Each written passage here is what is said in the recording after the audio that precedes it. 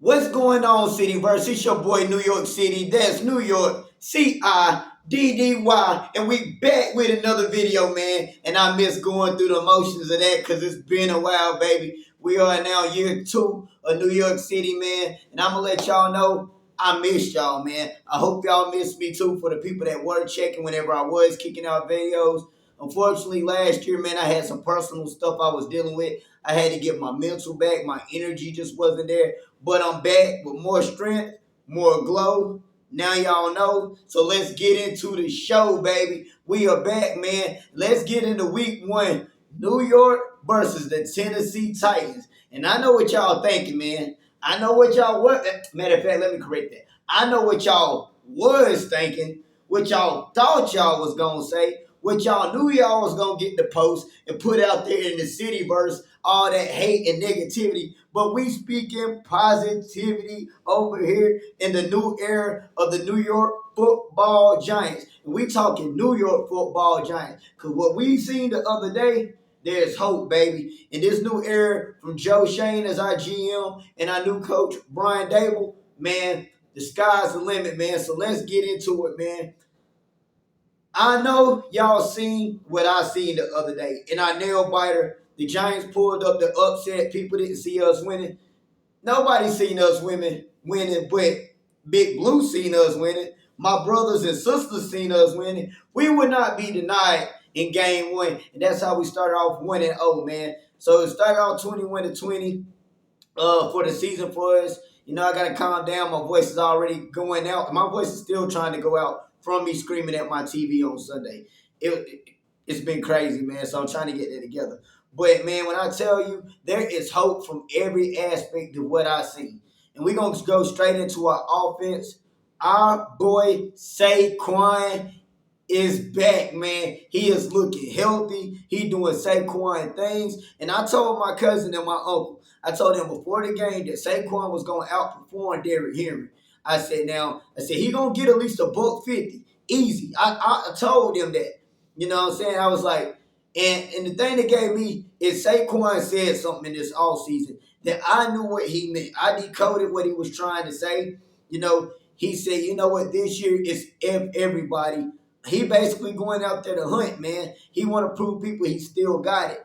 And when he said that, I took 2 things from that. I knew he was all the way back healthy as far as being Saquon, but I also took that he knew his offensive line had more hope than he's seen in the past. Because like I said, boy, y'all might as well play that T-Pain. Because the last couple years, they wasn't doing nothing but giving my boy a long lap dance song. Hey, I need a 2-for-1 or something. That was my boy Saquon. He was going through it last year, bro. I don't care how talented you are. If you getting smashed in the backfield like he was, there's not much you can do, bro. Especially if you're coming off the injury, you're gonna be hesitant. You're scared to make cuts. You don't want to take unnecessary hits because you want to play as long as you can. You know, that's your bread. That's how you feed your family. So I got it last year. And Saquon wouldn't say that about his team. He wouldn't throw him under the bus.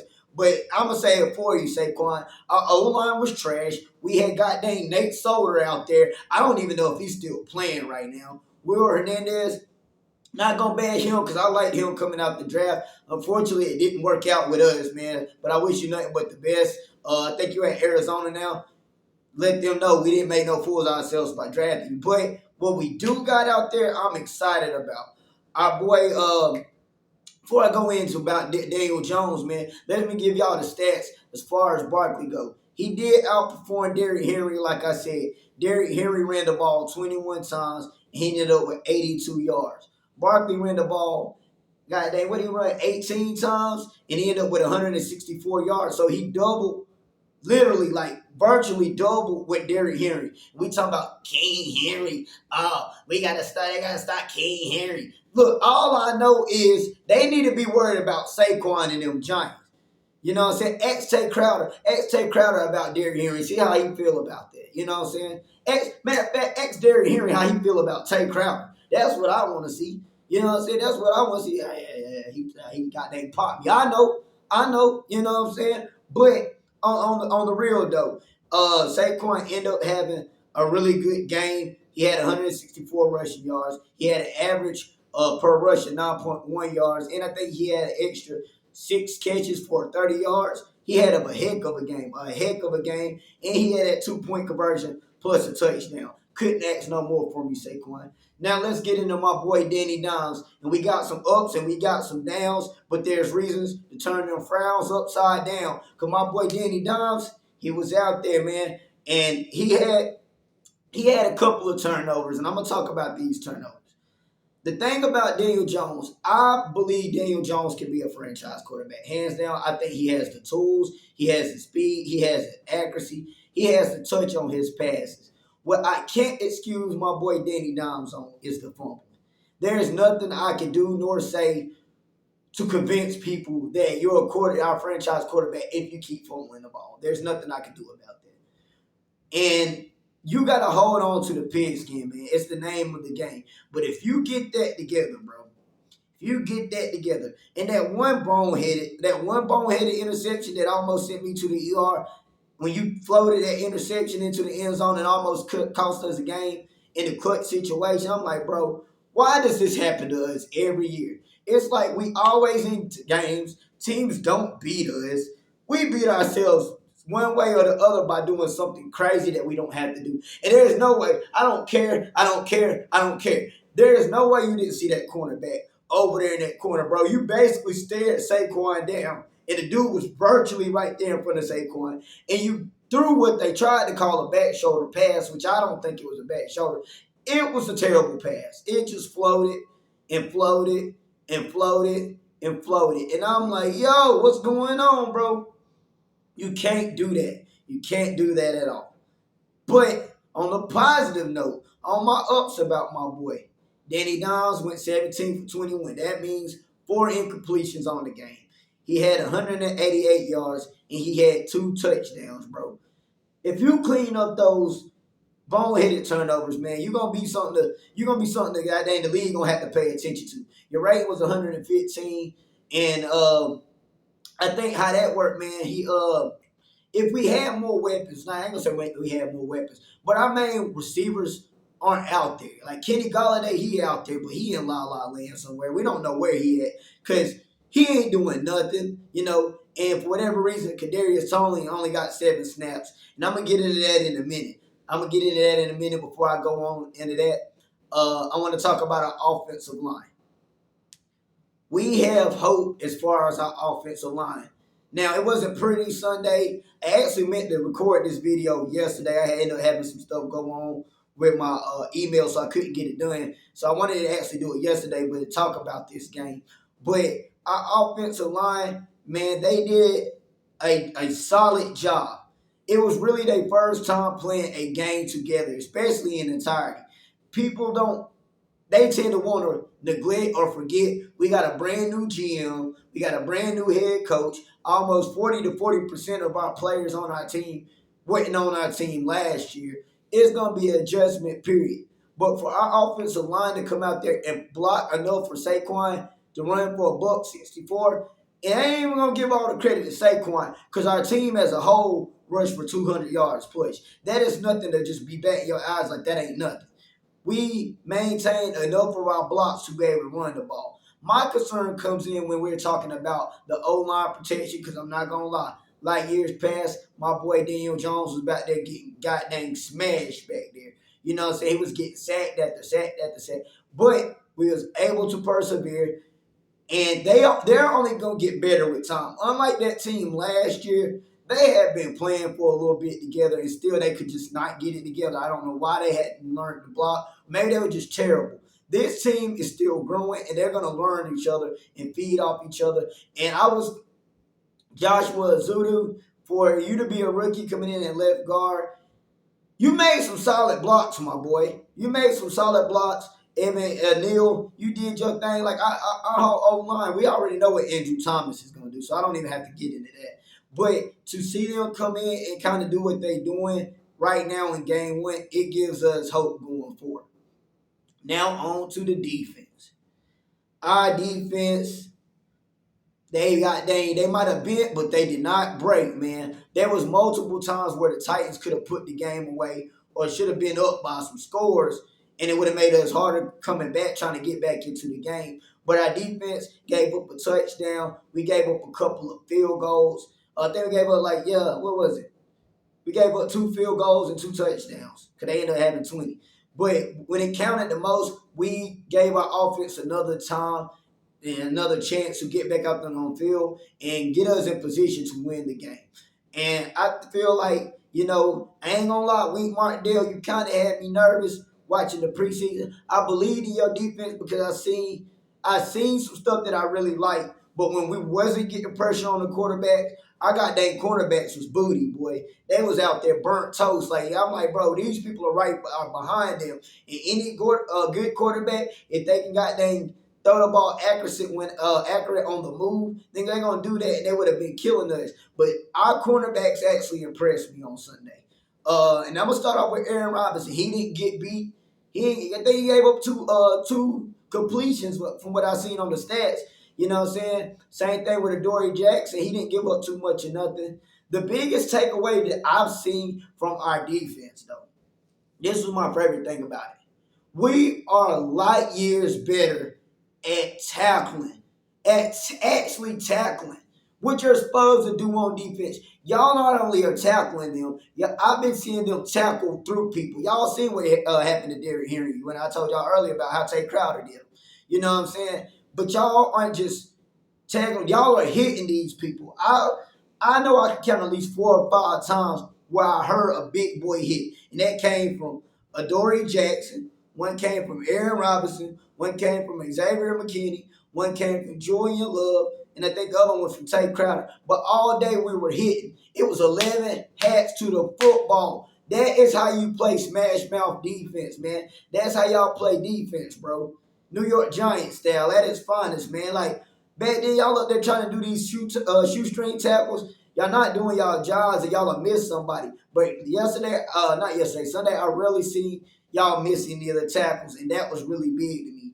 Now, I will say we got to get Ozies back, and we got to get Kayvon back because we only got 1 sack, and the pressure, they was trying to bring pressure, but I didn't see too much pressure on the quarterback too many times. I didn't see him underdressed too much. I might have had a couple of quarterback hits, but it wasn't enough for me to be like, okay, we need to have Ozies and them back. But we stayed strong. We ended up being solid and doing what we supposed to on the defense.